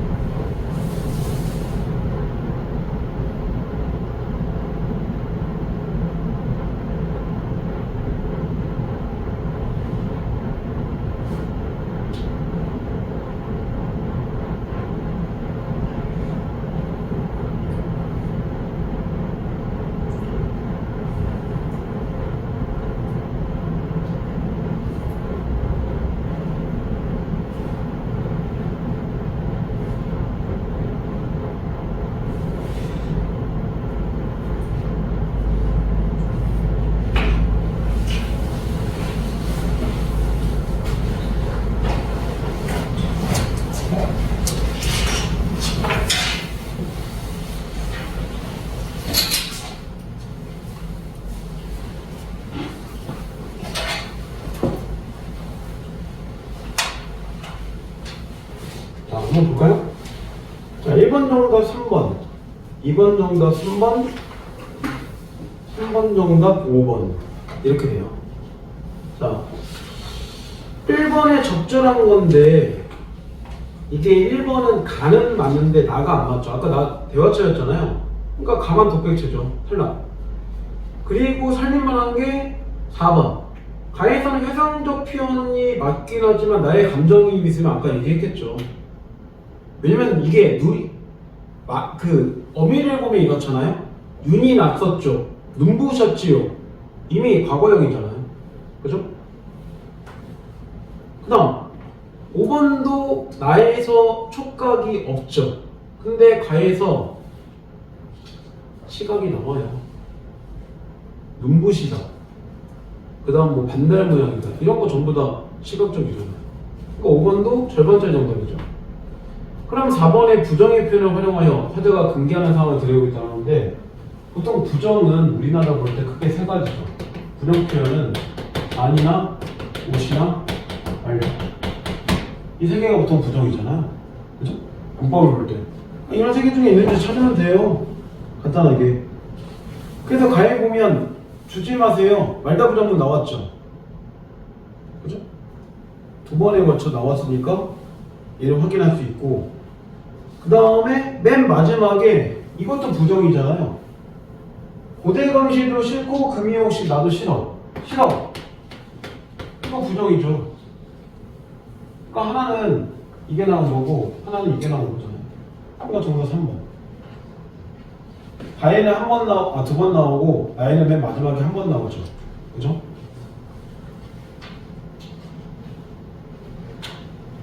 자, 그 다음 2번 적절히 나눈 거죠. 자, 1번에 A와 마찬가지로 유사한 구조를 반복적으로 제시해서 가창에 적절한 은율감을 형성하고 있다. 그래서 A에서 첫 번째 줄에 원수로구나. 유사한 구조를 반복 제시했죠. 그 다음 기억에서도 날 데려가 반복했죠. 두 번째 니은 A와 마찬가지로 남성을 이별의 원인을 제공한 인물을 설정하고 있다는 점에서 기존의 작품 내용을 유지하고 있다. 실제로 A에서도 남자가 지금 헤어지자 이런 얘기하고 있고 앞에서도 그런 내용이잖아요. 결국엔. 그 다음 세 번째 A와 마찬가지로 비유적 표현과 음성상징어를 활용했다 라고 나오는데 지금 A의 비유적 표현이 맨 마지막에 지완빛과 같다 나와요. 그리고 밑에 두 번째 줄 바드득바드득 음성상징어도 나와요. 근데 디귿 자체를 보면 샛별 같은 쌍요강 발치 던져줄까 음성상징어가 없어요. 비유밖에 없죠. 정답 3번 나왔죠. 그 다음 네 번째 A와 다르게 값비싸고 다양한 의복의 명칭을 추가하고 있다. 그렇죠. 리을 자체가 전부 다 의복에 관한 얘기인데 A에는 의복에 관한 얘기가 없어요. 마지막 A와 다르게 물질이 상황을 보완할 수 있다는 생각을 드러내요. 신의보다 물질적 가치를 중시하는 사회성을 반영하고 있다. 그래서 실제로 미음 같은 거 다 남산 더미만큼 줄 테니까 나 떠날 때 제발 잡지 마 이런 거니까 물질로 보상하려고 하는 건데 A에는 이거 주면서 실제로 자기 기억해달라고 하는 거니까 뭘 보상하는 내용이 아니잖아요. 그러니까 5번도 맞는 얘기죠. 이렇게 가는 겁니다. 자, 그 다음에 3번. 3번의 가의 A가 아름다운 비단한 핀의 용도로 언급한 걸 보아 A는 타지에서도 이미 자신에 대한 지조를 지켜주기를 바란다는 요구를 정표를 통해 드러내고 있다. 그렇죠. 이 비단한 핀은 너를 위해서만 쓰고 다른 여자 위해서 쓰지 마. 그 얘기는 지도 지키라는 얘기니까요.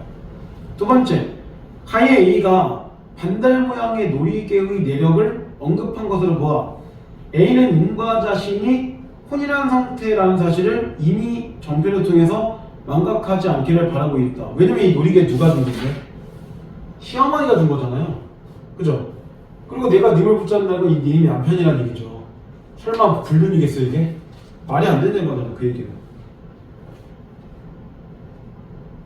그 다음 세 번째 나의 B가 세간친에 대해서 묻는 것으로 보아 B는 C와 이별하게 된 것에 대한 미안함을 정표를 통해서 전달하려 하고 있다고 볼 수 있겠거든요.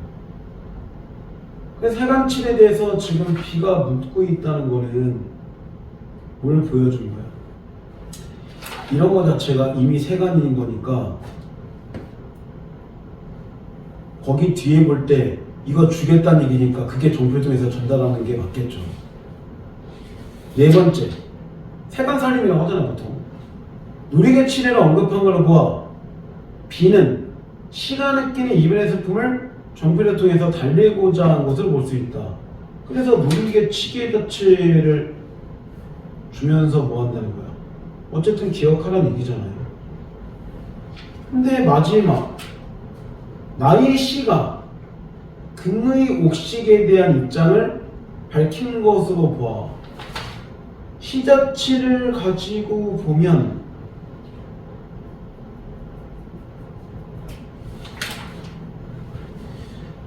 금시고기에 대한 입장을 밝혔나요? 뭐라고 밝혔어요? 싫어 라고 밝혔죠. 이런 거 자체 나 별로 필요 없으라고 얘기하잖아요. 화자 자체가 여자니까. C는 이별 후에 B가 부재하는, 서방님이 부재하는 상황에서도 자기의 사랑이 변치 않을 것이라는 맹세를 정표를 통해서 드러내고 있다. 안 맞죠? 이거 자기 안 받겠다고 얘기했으니까. 그리고 나는 이별을 거부하고 있잖아. 아까 얘기할 때. 그러니까 이별 상황에서 님의 사랑이 변치 않는다는 얘기는 나올 수가 없죠. 왜? 자기는 남자를 따라가려고 하고 있잖아요. 내용에서. 그러니까 내용상에서 이게 안 맞죠. 전혀. 그리고 이거는 남자가 준다고 해도 여자가 거부한 거니까 거부한 입장에서 이걸 가지고 무슨 정보를 샀습니까? 자기 안 갖고 있을 건데. 말이 안 되죠.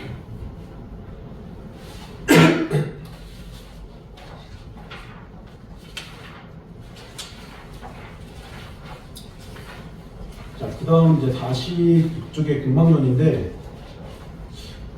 일단 이건 4번의 보기를 한번 먼저 봐보세요. 4번의 보기를 보면 이런 말이 있을 거고. 자, 보기를 바탕으로 뭐 이렇게 나오는데 여기 나오죠. 가전이라고 해서 사람들의 경계하고 선을 권하기 위해 사물에 의인하여서 그 일을 전해 형식으로 서술한 문학관례이다. 근데 전해 형식이라는 게 뭐냐면 위인전을 얘기하는 거예요. 그래서 전이라는 거는 보통 일대기적 구성을 얘기하는 거예요. 그러니까 사람이 태어나서 죽을 때까지 이야기. 이런 식의 이야기로 서술한 문학관례로 대신 전은, 즉 가전은 지금 없는 문학 장르죠. 과거에 소설 같은 거 쓰기 전에 썼던 장르예요. 그 대상은 주로 술이나 돈, 대나무 등과 같이 인간 생활과 관련된 사물 중에 하나를 의인화한다. 이때 가전의 작가들은 자신이 의인화한 사물에 대한 관점을 역사상의 인물이나 실제 지명 및 관직들을 활용해서 제시하는데 돈을 의인화한 공방전에서도 이를 확인할 수 있다. 그래서 아예 하나 알려주죠. 공방전은 돈 자체를 의인화한 것이다. 제목의 의미가 돈을 의인화했습니다. 이 뜻이에요. 그런 돈에 대해서 일대기적 구성을 들어야 된다는 건데 보통은 이렇게 의인화를 한다는 것 자체가 우의적이죠. 돌려 말한다는 거잖아요. 이 정도. 원래 우리가 어릴 때 보면 우화 같은 거 있잖아요. 우화 같은 게 결국은 이소부화 이런 건데 하고자 하는 말을 우화에다 빗대어 설명하는 거니까 전부 다 간접적으로 얘기하는 거죠. 보통 가전의 특징은 뭐냐면 두 가지예요. 그래서 가전을 보면 특징이 여기 나온 대로 의인법이 들어갔고요. 그 다음 교훈된다 했어요. 그걸 통해서 말하고자 하는 교훈이 있다는 거죠. 물론 이건 작가가 주는 교훈이겠죠, 거의.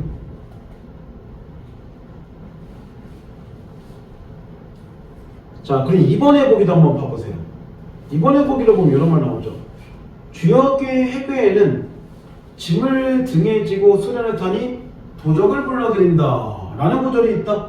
수련의 신분이 높은 사람이 타는 것이며 등에 짐을 진다는 것은 자신의 이익을 만을 탐하는 소인의 일이다.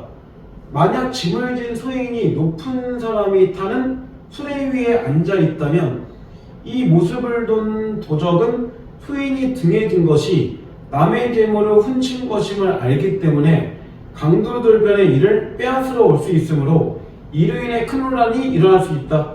이처럼 군자의 지위에 있으면서 천한 사람의 행실을 하는 자는 자식뿐 아니라 다른 사람에게 큰 피해를 줄 수 있다. 그럼 분명히 이 안에 어떤 거야? 신분이 높은 척하는 게 아니라 천한데 실제로 높은 신분처럼 움직여서 부정적인 인간이 존재한다는 거죠. 느낌이 돈일 가능성이 있죠. 돈이 있지 않을지 모르겠지만 분명히 이 인물을 찾아야 된다는 거예요. 그러니까 여기서 권력 있는 자는 분명히 부정적인 사람인 겁니다. 자, 그냥 내용을 한번 보세요. 좀 길긴 하죠?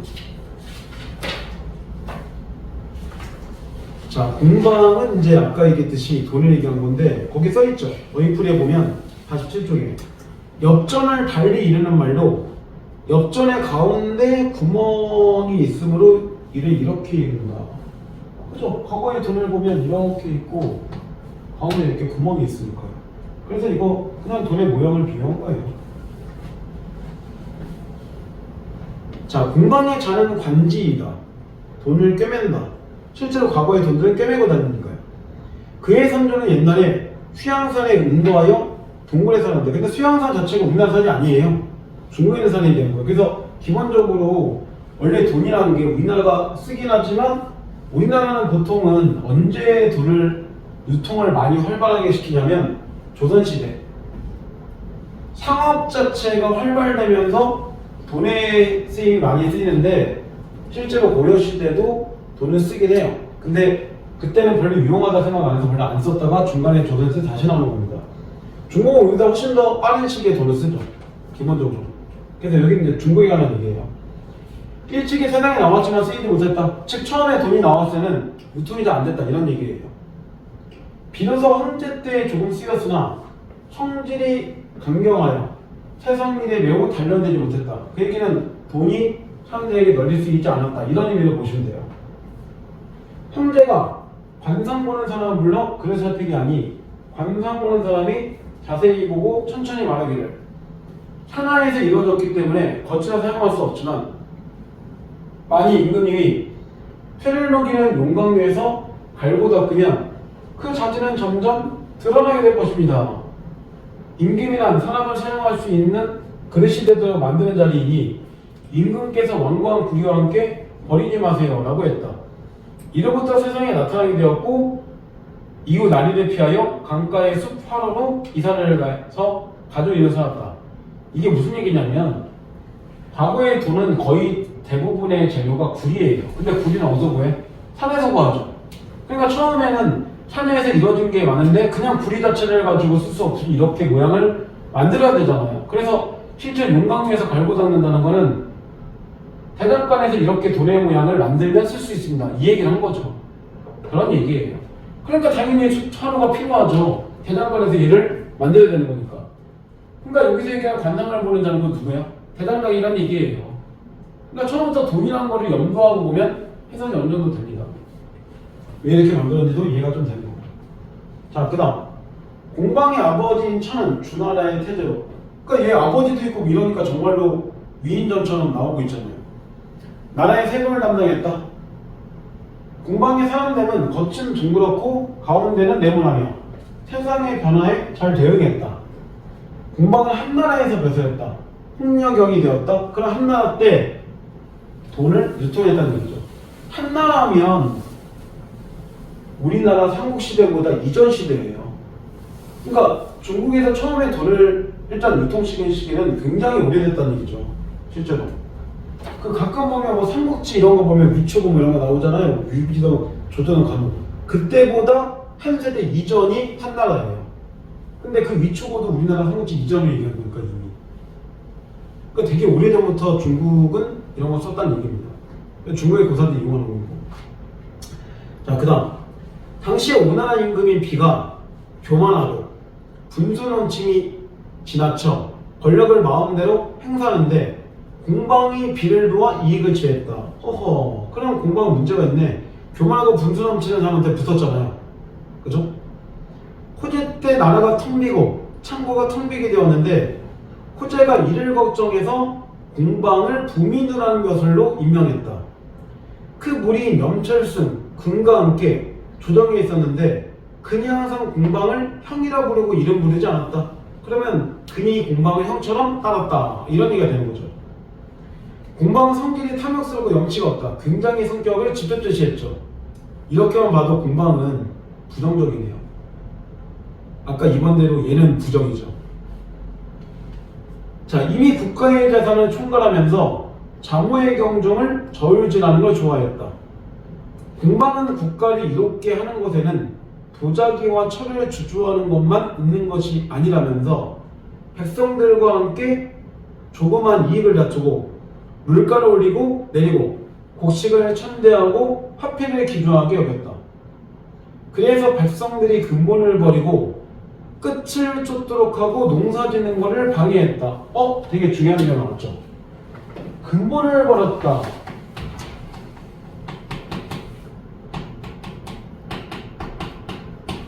그리고 여기서 볼 때 이렇게 나오죠. 끝을 쫓는다.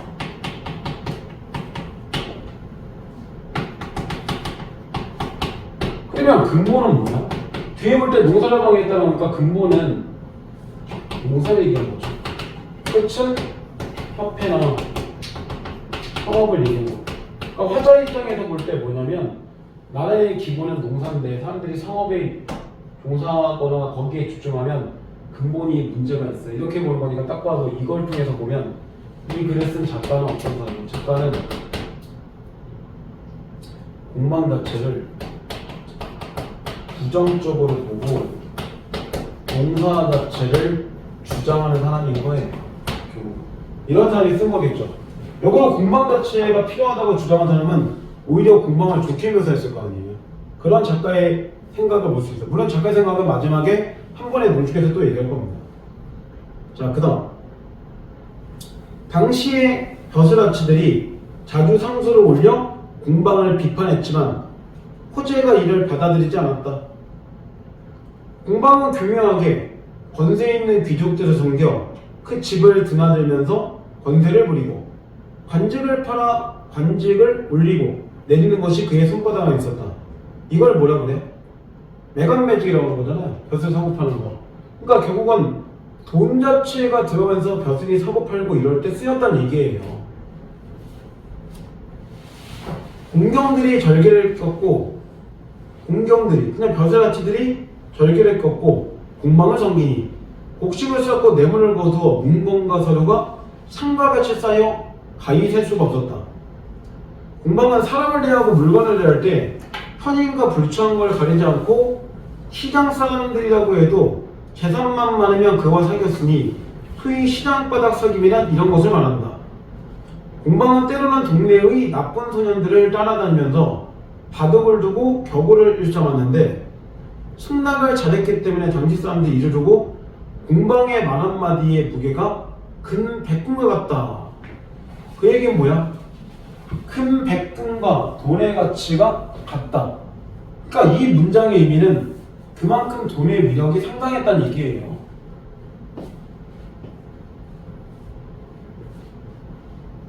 자, 그 다음 원제가 지게하자 고우가 글을 올려 공방이 오랫동안 바쁜 업무에 매달려 농사의 중요한 근본에는 힘쓰지 않고 다만 전매 이익에만 힘을 썼습니다. 그래서 나라를 못 먹고 백성들에게 해를 입혀 공사가 모두 피곤하게 되었으며 뇌물이 난무하고 공적인 일도 청탁이 있어야만 처리됩니다. 지고 또 턴다. 그러면 도둑이 온다라고 한 것은 주역의 명확한 가르침도 있으니 바라건대 공방의 공직을 즉 관직을 파면해 탐욕과 비방을 징계하십시오 라고 했다. 그러면 뭐 한 거야? 공원은 공방을 없애버리자고 벼슬 끌어내리자고 주장한 사람이죠. 자, 그때 마침 권력을 잡은 사람 중에 공량의 학으로 관료가 된 사람이 있었는데 변방에 대한 대비책을 세우는데 군비가 부족했기 때문에 공방의 일을 미워하여 공호의 편을 들어주었다. 그러자 원제가 공호의 요청을 받아들였다. 그 얘기는 뭐야? 공방 파면 이런 얘기죠. 그래서 공방은 관직에서 쫓겨났다. 관직에 쫓겨났다는 건 다른 말로 나라에서 돈의 유통을 금했다는 얘기죠. 공방이 문화대의 사람들에게 말하기를 나는 전에 임금님을 만나 임금님이 나라를 잘 다스리도록 교화하여 장차 나라의 경제가 넉넉해지고 백성들의 배산이 풍부해지도록 했다. 이에 조그마한 죄로 내쫓김을 당했다. 그러면 조그마한 죄로 내가 내쫓김 당했다는 건 무슨 얘기야? 난 죄가 없어. 뉘우침이 없다는 얘기잖아요. 그러나 등용되고 쫓겨나는 것은 나에게 이익도손에도 없다. 다행스럽게도 남은 목숨이 끊어지지 않고 실오라기처럼 살아있으니 앞으로 입이 묶여 말을 하지 못해도 세상에 몸을 붙들고 살아갈 것이다. 부평초처럼 이리저리 떠들면서 부평초가 이제 그 뭐 무리에서 이렇게 떠드는 그런 식물을 얘기하는 거니까 떠드는 걸 그냥 비유한 거죠. 강해의 별장으로 되돌아가 야각에 위해서 낚시대를 들이우고 고기를 잡고 술을 사서 민상, 해구와 함께 술배를 타고 떠다니면서 남은 생애를 마칠 것이다. 비록 천종의 녹과 오종의 음식이 있다고 해도 내가 어찌 그것 때문에 이런 상과 바꾸겠는가? 그렇지만 시간이 지나면 나의 계책은 반드시 다시 일어날 것이다. 그러니까 내가 지금 일단 물러나지만 언젠가는 내가 다시 쓰일 때가 있을 것이다. 이렇게 생각하는 거고 또 뭐 하는 거야? 뉘우침도 없고 가서 편하게 지내갔다는 거죠. 얘는 반성이 없어요. 자, 그리고 이제 중요하죠.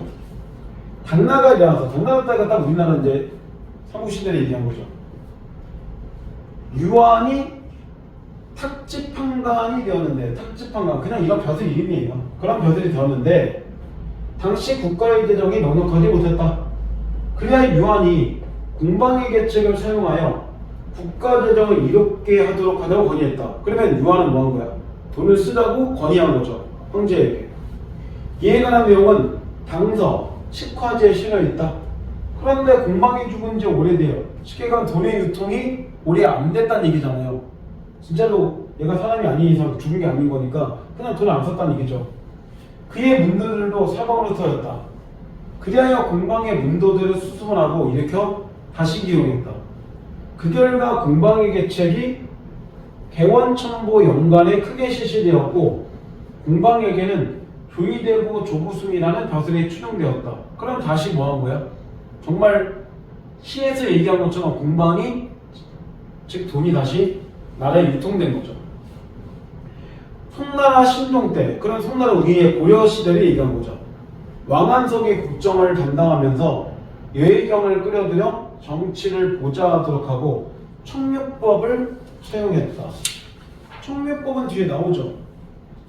왕한석이 시행한 신법이 하나로 농촌의 낮은 이자의 자금 융통, 가난 농민을 보호하려고 했던 법을 얘기하는데 실제 있었던 법이에요. 보실 때.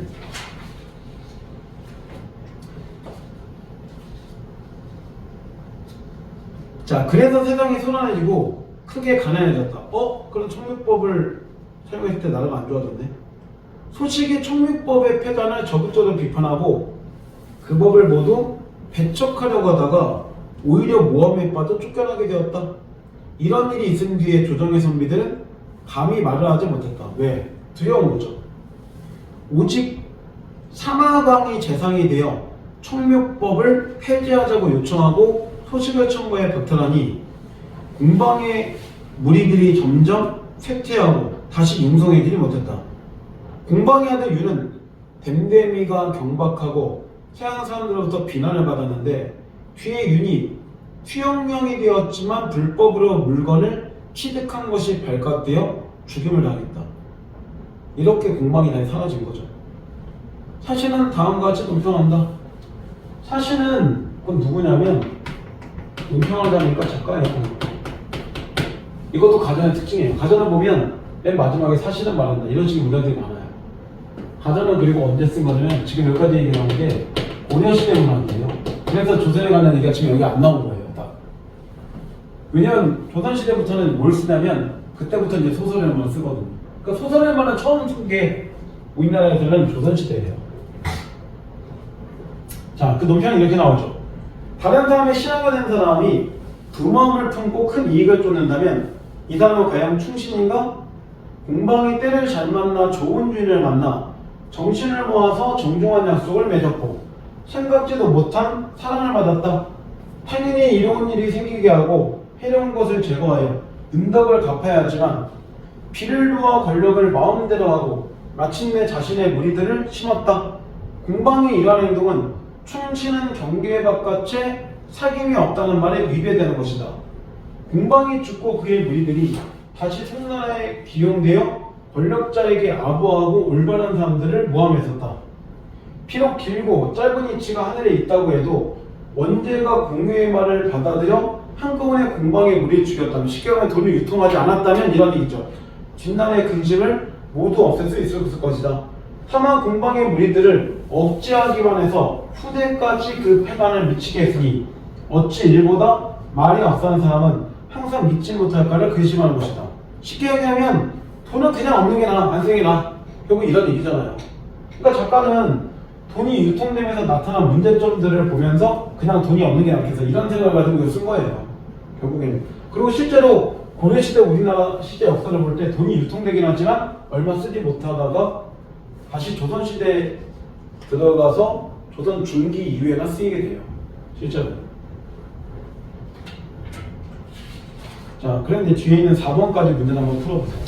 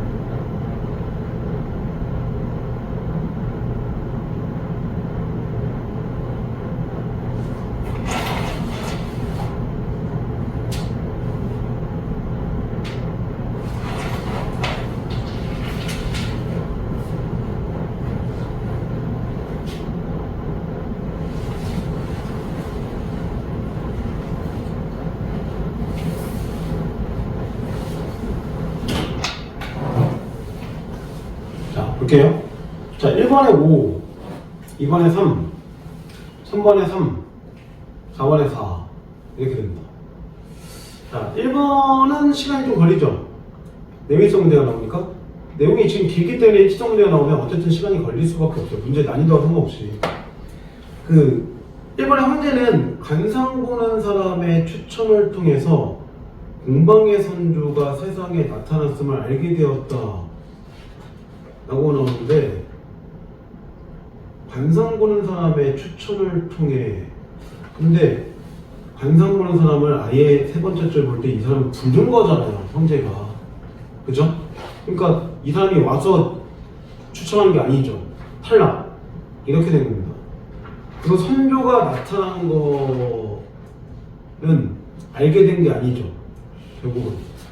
그 다음 2번에 영철순과 그는 공방을 아버지를 믿고 따른 게 아니라 그냥 공방의 형이라고 따른 거잖아요. 안 맞아요. 세 번째, 강간들은 상사를 올리지 못했다라는데 강간들은 아까 상사 올렸어요. 그래갖고 자주 올려서 공방을 비판했다라는 게 그 대문자 B에 정확하게 나오죠. B가 써있는 문장에 보면 나오는데 호재가 안 받았다 나오잖아요. 그 다음 네 번째, 공량의 항으로 관료가 된 사람은 군비 마련을 위해서 공방의 업무를 줄일 것을 간청했다. 근데 그게 나온 것도 시에서 하나, 둘, 셋, 넷, 다섯 번째 줄에 보면 나오죠. 그냥 군비가 부족했기 때문에 공방회를 미워했다고. 그러니까 이 사람은 군비 마련을 위해서 그런 게 아니죠. 그럼 마지막 5번. 왕한성이 나란 일을 맡아보던 때에는 공방의 무리들이 세력이 성하게 되어서 세상이 시끄러웠다. 왕한석 자체가 들어오는 시기는 뒤에 있죠. 뒤에서 하나, 둘, 셋, 넷, 다섯 번째 줄. 송나라 신종 때에 왕한석이 국정을 담당하면서 외경을 끌어들여 정치를 보좌하도록 하고 청력법을 사용할 때 세상이 소란해지고 크게 궁금했다. 근데 청력법이 결국은 이자 얘기니까 돈이 들어간다는 얘기잖아요. 그러니까 정답이 5분밖에 안 되죠. 이렇게 된 겁니다. 그래서 아까 청력법 일부러 읽은 거예요. 한 번 정도. 자, 그 다음 2번. 기억을 말하는 의도를 추론한 걸로 적절한 것은 이라고 나오는데, 기억 자체를 가지고 오면 지고 탄다, 그러면 도적이 온다 라고 한 말은 주역의 명확한 가르침에도 있다. 그래서 이 말대로 한번 풀이한다면 기억은 이런 의미예요. 지고 또 탄다, 그런 도둑이 온다. 말 그대로 그게 아까 2번에 보게 되는 움직임이면 신분이 낮은 사람이 향후에 높은 자리에 오른다. 근데 이 사람이 어떤 나라의 기강 자체를 바로 세우지 않는다. 이런 상태가 되면 도둑질이 발생할 수밖에 없다. 이런 의미예요. 문장이 아니고. 실제로 2번대로 보면 그런 거잖아요, 결국은. 왜냐면 그 세 번째 줄에 그 얘기 나오잖아요. 보기 세 번째 줄에. 이무술을 본 도적은 소인이 등에 진 것이 남의 재물을 훔친 것이 말 그대로 금도배를 뺏으러 올 수 있으므로 이로 인해 큰 혼란이 나온다. 이런 얘기잖아요. 이걸 종합해보면 신분이 낮은 자가 높은 자가 되면 도덕질 자체가 발생할 수밖에 없다. 이런 얘기잖아요. 그래서 3번처럼 공방은 중요한 간직을 받고 있으면서도 자기 이익만 신경 쓴 소인이므로. 왜? 남의 걸 훔친 건 아니잖아요. 그래서 나의 혼란을 막기 위해서 그의 관직을 착탈하여 처벌해야 된다. 그 얘기를 하고 싶은 거죠. 얘 처벌해야 돼요. 얘 남의 거 훔친 거, 얘 남의 거를 탐하는 그런 존재니까요. 이런 뜻이에요. 그 다음 3번. 적절하지 않은 거죠. 자, 이에는 공방의 자와 선조가 나타낸 내적, 선조가 잘 잡은 장소 다 나와요. 그 선조가 자기 아버지 때 뭐 이렇게 얘기하는 거니까요. 맨 처음에 잘 나오죠. 그 다음 B. 공방의 인물됨을 언급하고 세상에 미친 영향 소개하고 벼슬아치로 공방에 보인 모습에 대한 정보. 그래서 인물됨은 탐욕스럽다, 염치가 없다, 국가의 재산 총괄했다. 그래서 이 사람이 하고 있는 벼슬아치서의 정보도 얘기하죠. 국가의 재산 총괄이라고. 근데 C에서는 공방의 교초가 없어요. 교초는 실현을 얘기한 건데 얘는 벼슬에서 쫓겨나고 나서 뒤에 볼 때 낚시들이 오고 고기 잡고 술 먹고 친구들하고 술 먹을 거야 이렇게 얘기했는데 뭐가 이게 실현이야. 편하게 놀고 있는 거죠. 실현이 없어요 이 사람은. 그래서 물러나게 된 원인은 맞지만 교초가 없죠. 탈락. 정답 3번. 그 다음 뒤에서 공방의 문도들이 관직에 등용하게 된 배경과 몰락과정, 그 과정에는 뭐가 있어요? 청미법이 있었죠. 그리고 나라가 힘들어지니까 다시 얘를 처분했잖아요. 그 다음 마지막, 이에서는 유교적 관점에서 공방과 그의 후손들의 삶을 평가하며 공방에 대한 부정적 인식을 직접적으로 드러내고 있다. 여기서 얘기하는 유교적 관점 뭐야? 충의 개념이죠.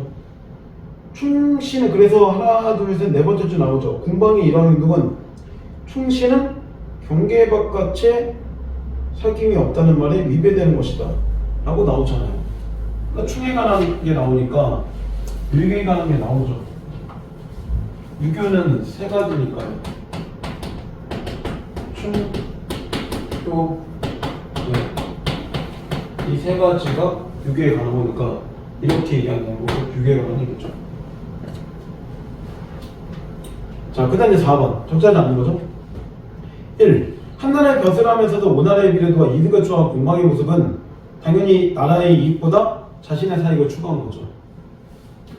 두 번째, 혼인 때 부민을 입수해서 물가를 조절하고 곡식 쳤는데 백성들이 농사 짓는 것을 방해했다는 공방의 평가에서 백성들이 돈을 중히 여기는 것이 오히려 백성들이 힘들어지는 원인이 될 수 있다. 왜냐하면 작가는 농사가 국가의 근본이라고 생각했으니까요.